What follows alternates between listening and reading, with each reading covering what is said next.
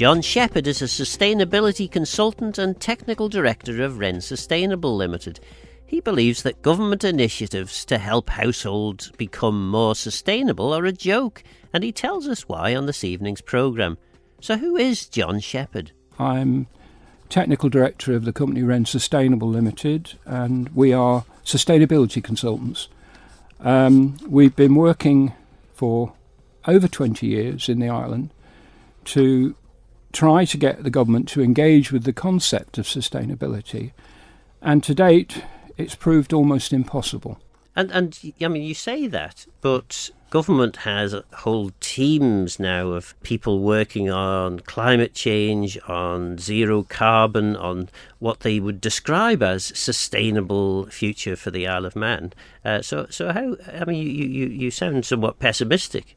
Well, yes. I mean, since we last talked in September, I mean, I've been really looking deeply at what's going on, and we work closely with Stuart Clayton, who of the Nexium, which is the only installer of the tech for sustainability that we will work with. He asked me to go to a Construction Isle of Man meeting that was being held with the climate transformation team in Douglas, and I mean, I was astonished at how little they seem to understand sustainability. I mean, I attempted to put the issues that we were developing with Hans Eek to them, and quite frankly, they weren't interested. I talked to some senior representatives of the local developers. They weren't interested. They're fully aware of passive and sustainability, but what it came down to, from what I observed, was that really all they're interested in is their own narrow, very narrow interest, which is, in terms of the developers, is optimising the number of properties they can get on a site, working with their existing system, but only to the minimum requirements of current building regs. I mean, in January, obviously the government brought in legislation which meant that you could no longer use fossil fuel boilers in new build. The way the developers are dealing with that is effectively they're continuing to rely upon natural ventilation, and they're simply putting in heat pumps and solar panels, which effectively, because of the reliance on natural ventilation, have to be oversized, which means they're tying their eventual clients into properties with too big, units that are too big, and they're going to cost them a lot of money to buy in the first place and then replace. Simply by making all the properties airtight, well below, to ideally to half an air change an hour at 50 pascals, instead of the current 3 air changes an hour, which is allowed under building regulations. You put a ventilation heat recovery system in there. If you orient the properties within 30 degrees of south, the main face with the main number of windows in, then effectively you need virtually no additional energy to go in to keep the place warm. In fact, in summer, you have the problem of overheating, but you can deal with that by, as we do, by using a combination of ventilation with heat recovery and natural ventilation, because we placed our property near a tree, which means we've got cool air under the tree, which we can funnel through the property to cool it. One thing that may surprise listeners, certainly surprised me there, is what you were saying is you get down to half a room change per hour as opposed to 3. I think many people would be quite surprised to learn that even if their property meets the current standard, the air in the room changes 3 times an hour, every 20 minutes. Oh yes, and I mean, of course, what's going out with that is pound notes. With the heat, of course. Yeah, and of course, but this is not just common to the Isle of Man. It's right across the British Isles. I mean, the British government or the UK government is not engaging with it. I mean, they produced a couple of years ago a thing called the Code Report, which was looking at how they achieved the use of non-fossil fuels in properties to achieve all the goals of carbon neutral whatever. And they totally ignored ventilation with heat recovery. They just advised that you basically reduced your number of air changes as far as possible, ideally getting down to about half an air change an hour, But you're still, losing a vast amount of energy. Well, I mean, government will say, were they here anyway, they would say that we've got the Green Living Grant and there's a team of people associated with that to advise homeowners on what they can do to reduce energy waste. Is that not a positive step? It's a total joke. They're apparently rewriting it next year, but currently it is a joke. And that's quite a strong thing to say. Well, it is, but I've got personal experience of it. Yeah. When I last saw you, we had 3 potential clients who we were doing deep retrofits to, as low energy as possible. And one of them in Peel wanted to put a heat pump in to replace the existing failing gas boiler. Quite reasonable. What I hadn't realised, I'd assumed that the government, when they adopted the permitted development option of putting in heat pumps from the UK, that they would keep it as it was. But when I first met with Stuart, he says, "Oh no, what the government did," he said, when they brought it over here, for whatever reason, they changed the parameters. So whereas you can put it on any rear wall or side wall under permitted development at any height, the height that is optimal to make the system work effectively, in the Isle of Man you cannot put them above 1 metre from the ground. Now what immediately that has done is remove possibly 70% of the properties in the Isle of Man, particularly around the big Douglas, Castletown, where you've got tiny little yards at the back, and you're so limited, you can't put them within that 1 metre. And why is that? Well, because they've effectively said if you want it higher, you have to apply for planning permission. But Stuart was telling me that so far he's not been able to get planning permission to put it above 1 metre in the ground. And why is it important? Because if you think about what happens is it takes the surrounding air. Now, if you're in a tiny little backyard, for a start, on the ground floor you've got people going by, you've got limited space, you've got windows, doors. You can't, it's almost impossible on the ground floor to do that and get the optimum return from it.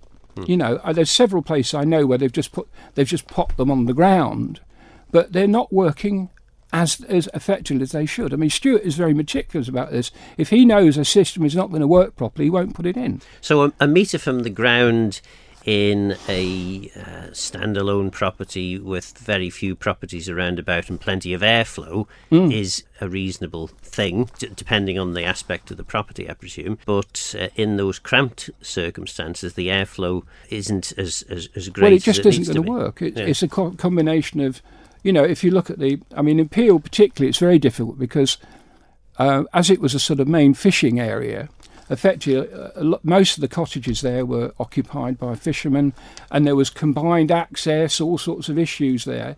So you've got this thing of people passing through from adjacent properties because of the way that everything was set up, and it means that particularly in the case of the property in Peel, where the client was expecting £5,000 to £6,000 return, when we discovered that he couldn't actually put it on the house without planning permission, which he wasn't going to get effectively, we moved over to putting solar panels on the property, which he could do under permitted development. However, when he then approached the DEFA to say, right, effectively under the green scheme, you've approved my application, we can't put the heat pump in because effectively it doesn't work here and it's not practical, etc., because of the way the regulations are established. So we're going to do this, and this. And they said, oh, no, we can't give you we can only give you £3,000 towards that. And he said, look, I'm spending £12,000, £13,000. They told me they were going to give me £5,000 or £6,000 towards it. Now they're saying only give me £3,000.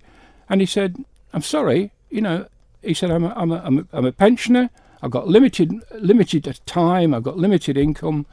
I'm just going to basically put a new boiler in and have done with it. For people who perhaps are younger and have more of their life ahead of them, it makes sense, doesn't it, to move away from fossil fuels as your main sort of heating source, because over a period of time you generate savings that you wouldn't get from the fossil fuel boiler.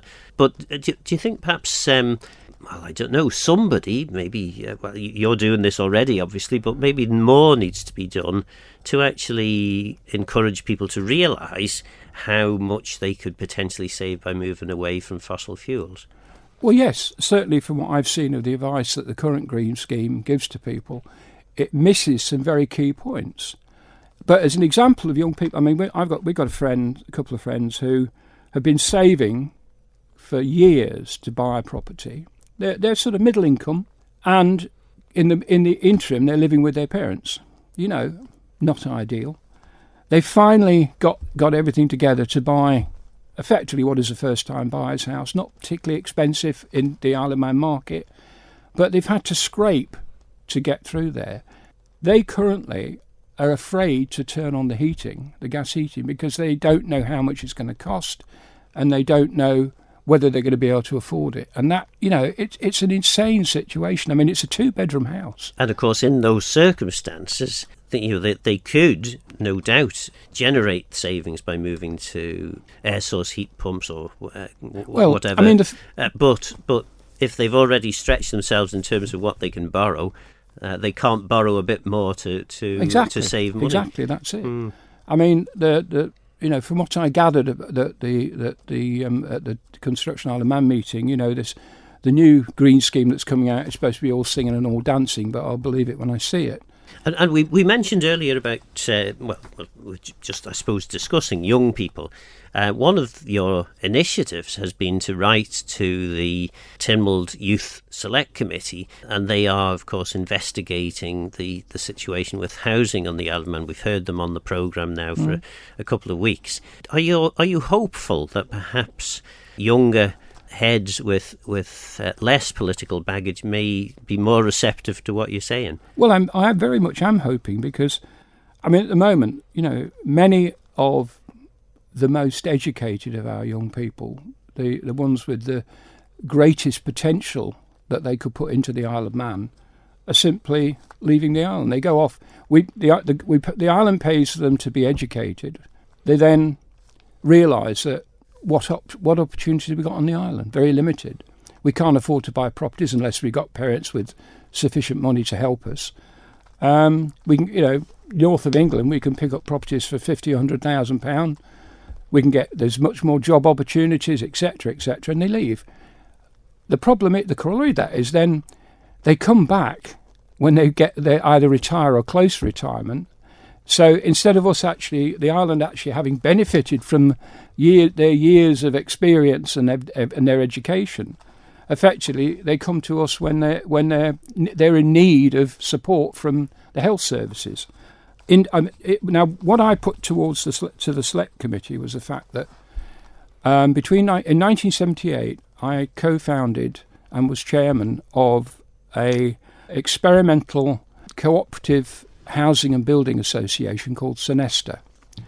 We worked with Professor Laurie Taylor, the sociologist, and the concept was that we were looking to see how the relationship between management and labour could be improved, because at the time it was pretty dire. You know, there was intransigence on both sides, and there seemed to be no way out of it. It went on for 6 years, and finally we closed it in 1984 because we considered that the experiment was over. But by the end of that, the 20-odd people who were involved, most of whom were extreme left-wing, Socialist Working Parties and other similar groups, actually did finally understand the management position. I mean, we used to have meetings regularly every week, and they always used to say, brothers, da-da-da-da, and all the stuff. And I used to say, hang on, boys, you are not just Labour, you're also management, so you have to wear both hats. You've got to look at both sides of the equation. And certainly, many of them went on to use the experience they gained there to great effect, and things have improved in the relationship as a direct result between management and Labour. Part of what we did with that was we looked at how the cooperative format could be used to provide another layer of housing where properties were always affordable. Now, obviously, in the open market, you don't know what's one day it's worth $500,000, next day it's worth twopence. Cooperative company structure is nowhere near as well defined as normal limited company structure. So you can pretty much write into it what you want.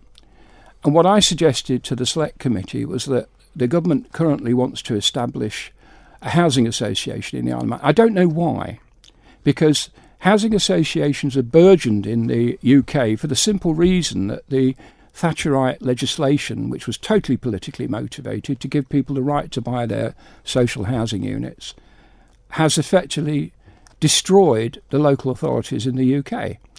How the social housing was the core of their financial survival. Government effectively took it away from them and failed to replace that income. So currently we have a situation where most of the local authorities in the UK are either bankrupt or close to bankruptcy, with possibly the exception of Westminster, interestingly. Now, the way this would work, I mean, the government's proposing to use the 1,100 odd houses that they have under their direct control. Now, if one established a cooperative housing association and building company with those properties, all the existing tenants could be offered the opportunity to either become members, which would require a small payment because people don't value anything if they don't pay for it, or they could remain as tenants. As members, you would have the right to buy the property you lived in or another property that was within the housing association. The proviso, of course, being that you could only sell it back to the housing association or another approved member of the housing association at the then determined price, which would be considerably below market price.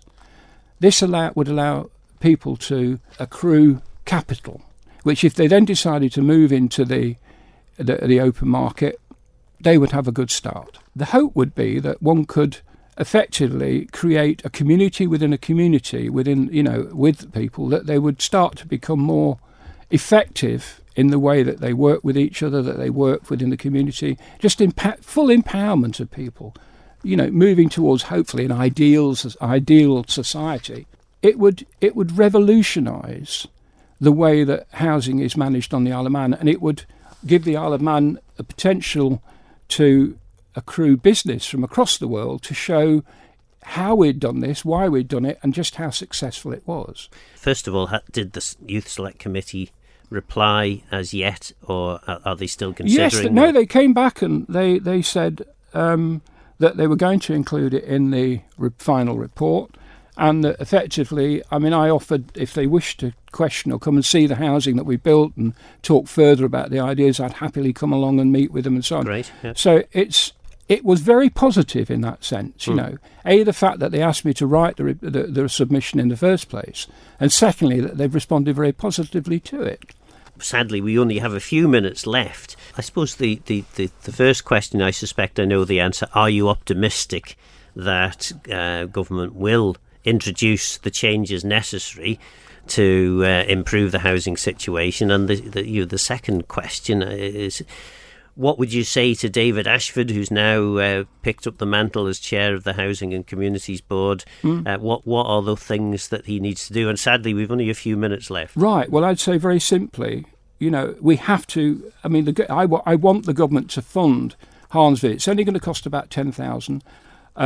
Effectively, Ralph Peake has agreed that he will help us to organise the situation. And he's the passive house. They built. Well, just to give you a quick example.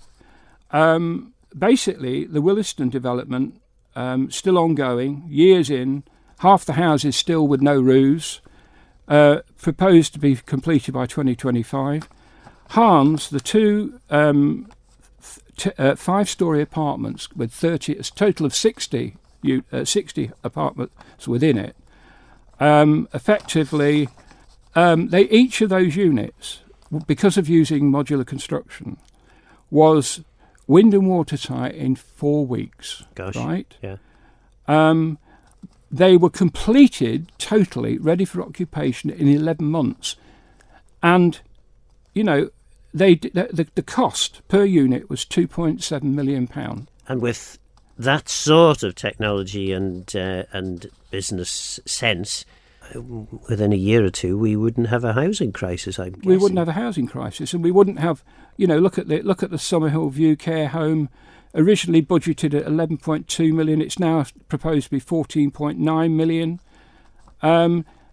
If we had to use these systems in that, it would have been half of that cost. It would have been completed within a year or more, or potentially less. Same with the Williston development. So effectively, if David Ashford is listening, and hopefully he is, I might even email him and suggest that he should. What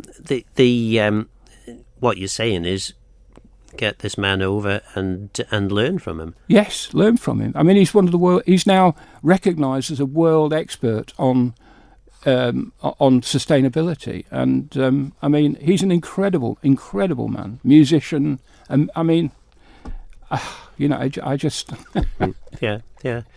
And hopes for the future. Do you think that by the time we get to the next general election, 2026, that we'll still be hearing that the housing crisis is the problem that needs to be solved, or will it be sorted by then? Well, I live in hope. I mean, I try to be positive about things, but it's very, very difficult. It's very, very difficult in the current circumstances. I mean, interestingly, we're in the middle of the wettest April on record, and we're not even halfway through it. And how much more rain are we going to get? I mean, the big concern amongst sustainability consultants is effectively, if this continues, are we going to be able to continue farming? What is it going to impact? Where does it stop? We really have to start doing something now. And unfortunately, it's down to government. Government has to legislate to make this happen.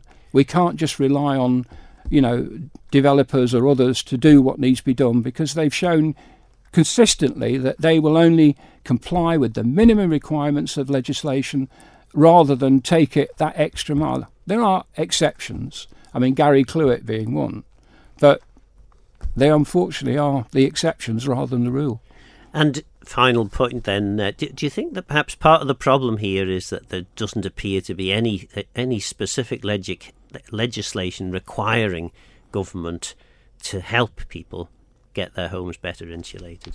Well, yes. I mean, we're proposing to spend 40 odd million on a wind farm over God knows how many years. If they put £40 million into a scheme to improve people's houses, put photovoltaics on, we wouldn't need wind farms. I mean, in Sweden, basically, they don't build massive infrastructure. What they do is they have a flexible system which allows local generation from private individuals to meet the shortfall in peak periods. I mean, the properties that Hans built, each property over the first year exported over 44,000 kilowatt hours of electric into the grid, making them effectively the most energy efficient buildings in the domestic buildings in the world. It's all there. If all we have to do is embrace it.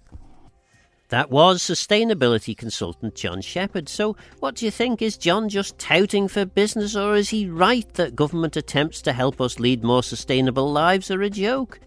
Government has legislation requiring it to deliver on carbon reduction targets, but legislation requiring government agencies to help people reduce their energy needs is sorely lacking. Would legislation requiring a government department to help make our homes more energy efficient actually work? It certainly makes financial sense for us all to better insulate our homes and reduce energy bills, so why aren't more of us doing this? For now, though, I'm Phil Gaughan. Goramayo, thanks for listening.